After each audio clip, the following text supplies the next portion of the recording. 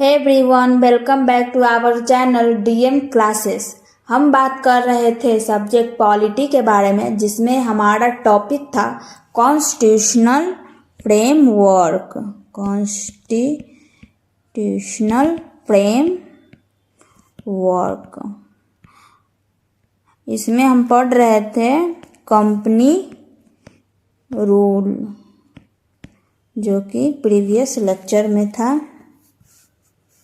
Company rule, जिसमें से हम फर्स्ट इसका एक्ट पढ़ चुके हैं, जो कि था रेगुलेटिंग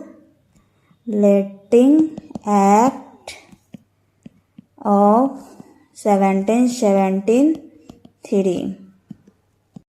और इस एक्ट का हम फीचर्स भी पढ़ चुके हैं, जो कि इसमें बताया गया था गवर्नर ऑफ बंगाल का जो ये पोस्ट था, उसको बदल कर गवर्नर जनरल ऑफ बंगाल कर दिया गया था। और जो कि उसका first governor general of Bengal थे Lord Warren Hasting.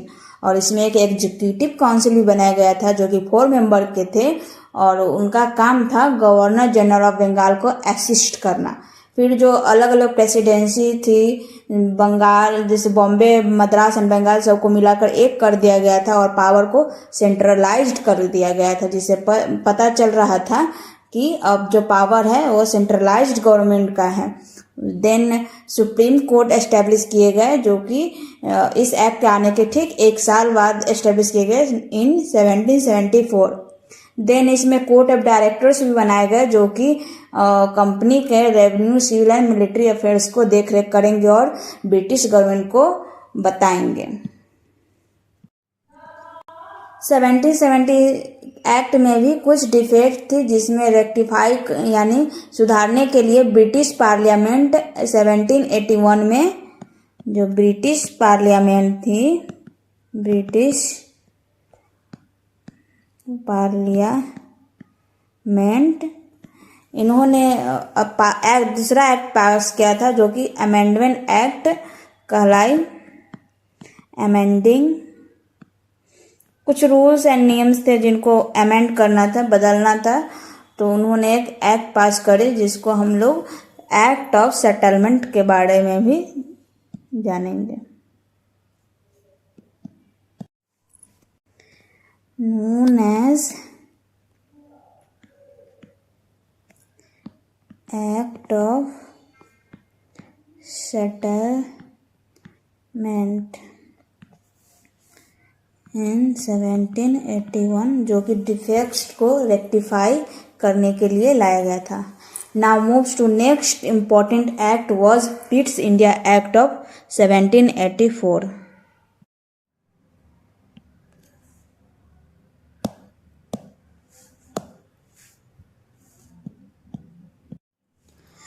Pitt's India Act of 1784.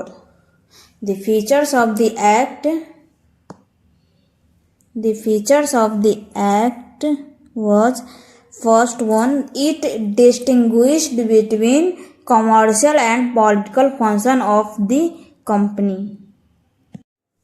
Means इससे पहले के एक्ट में था कि जो भी कमर्शियल, सिविल, मिलिट्री और रेवेन्यू था, वो एक ही कोई बॉडी करेगी। नाउ इस एक्ट में लाया गया कि जो कि कमर्शियल फंक्शन या वर्क है वो कंपनी का एक बॉडी करेगी, एंड जो पॉलिटिकल फंक्शन है कंपनी की दूसरी बॉडी करेगी। मतलब हर एक वर्क के लिए अलग अलग बॉडी बनाई जाएगी और उनको कंट्रोल करने के लिए अलग अलग बोर्ड भी बनाए जाएंगे। Move to second one. It allowed the court of director to manage commercial affairs. Regulating act 1773 में बताया गया कि जो कोर्ट ऑफ डायरेक्टर का जो काम है वो revenue collection, military affairs and civil work करेंगे। नाउ इस एक्ट में बताया गया कि जो कोर्ट ऑफ डायरेक्टर का सिर्फ वर्क रहेगा वो है कमर्शियल अफेयर्स। इनका काम है सिर्फ कमर्शियल अफेयर्स, जो कंपनी के जो भी है उनका सिर्फ देख रेख करना और उनका जो भी डाटा है वो ब्रिटिश गवर्नमेंट को देना। Next features, create new body called Board of Control to manage the political affairs. अब यह बताया गया कि जो पॉलिटिकल अफेयर्स है कंपनी का, अब उसका देख रेख कौन करेगा? Board of control. पहले तो एक ही कोई कोर्ट है जो बनाया गया जो कि सारे जो सिविल मिलिट्री एंड जो भी पॉलिटिकल फंक्शन है उसका देख रेख करेंगे, लेकिन अब हर एक फंक्शन के लिए अलग अलग कोर्ट या बोर्ड बनाए जा रहे हैं जो कि अलग अलग फंक्शन का डाटा बनाएंगे और उनका जो भी आएगा, जो भी इश्यूज आएगा या रूल्स बनेंगे वो ब्रिटिश गवर्नमेंट को बताएंगे। Next features, established a system of double government. पहले एक्ट में तो था कि कोई एक कोर्ट ऑफ डायरेक्टर बनाएगा जो कि सारे अफेयर्स जो भी फंक्शन है कंपनी का देखेंगे, बट अब कोर्ट ऑफ डायरेक्टर को अलग फंक्शंस दिया जा रहा है देखरेख करने के लिए एंड बोर्ड ऑफ कंट्रोल को अलग फंक्शंस दिए जा रहे हैं देखने के लिए। इससे यह पता चलता है कि जो कंपनी का जो गवर्नमेंट है वो डबल वे में काम करती है, मीन्स डबल गवर्नमेंट का एस्टेब्लिशमेंट करती है। इस एक्ट में ये भी बताया गया, इस एक्ट में ये भी बताया गया कि बोर्ड ऑफ कंट्रोल को भी यह भी पावर्स दिए गए कि वो जितने भी civils operation, board of control को, बोर्ड ऑफ कंट्रोल जिनको पॉलिटिकल अफेयर्स संभालने के लिए दिया गया था, उनको अब ये भी पावर्स दिए गए कि जितने भी कंपनी के सिविल ऑपरेशन, मिलिट्री गवर्नमेंट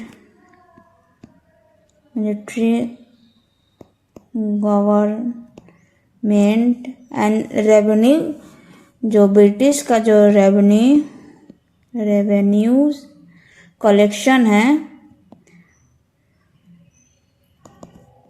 वो सब बोर्ड ऑफ कंट्रोल करेगी अब। और पहले के एक्ट में ये सारे काम कोर्ट ऑफ डायरेक्टर के पास था।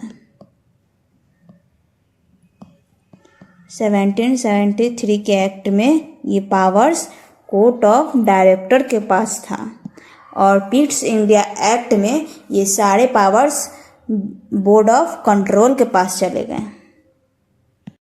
सो politicals affair, civil operation, military का जो भी फंक्शंस है एंड रेवेन्यू कलेक्शन है जो सिविल से ये लोग करते थे, उन सभी का supervise and direct board of control करेगी।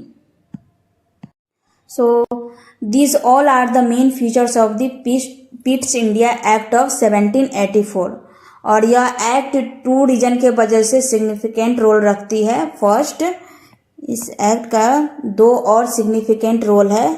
फर्स्ट है that the India were for the first time called British possession in India. First,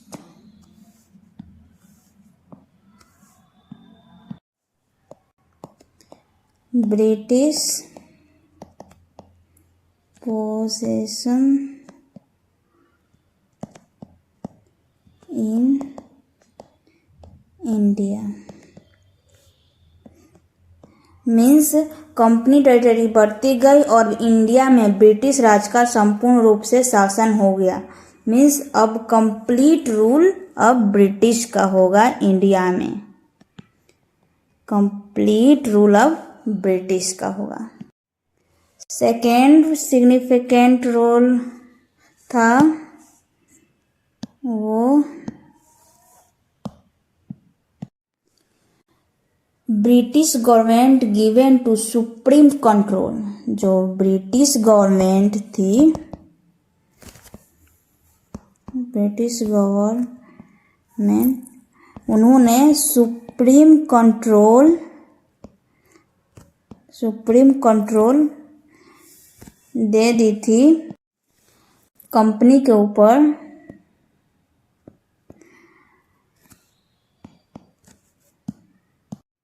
means company के पॉलिटिकल फंक्शन, जितने भी अफेयर्स हैं जो कि पॉलिटिकल अफेयर्स हो गए, कमर्शियल अफेयर्स हो गए, कमर्शियल अफेयर्स हो गए, एंड जो भी एडमिनिस्ट्रेशन भी हो गए, administration,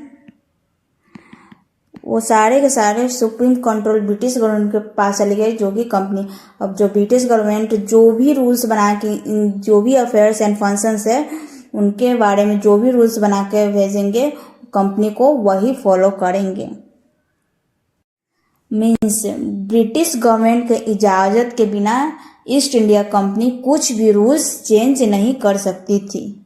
so that is the significance of East India Act of 1784. Thank you very much. Stay tuned for next lecture. Thank you. Have a good day. Bye bye.